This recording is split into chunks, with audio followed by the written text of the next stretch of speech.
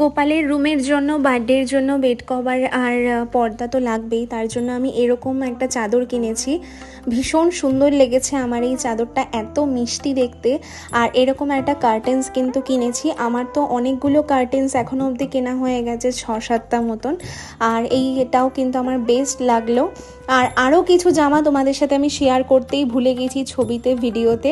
এই জামাগুলো আমার একটা অন্য ব্যাগে রাখা ছিল। সেদিনকে যে আমি বড় বাজারে মাটির গোপাল কিনতে গেছিলাম, সেই ব্যাগের মধ্যে এগুলো রাখা ছিল। এগুলো আমি একদম তোমাদেরকে দেখাতে ভুলে গেলাম।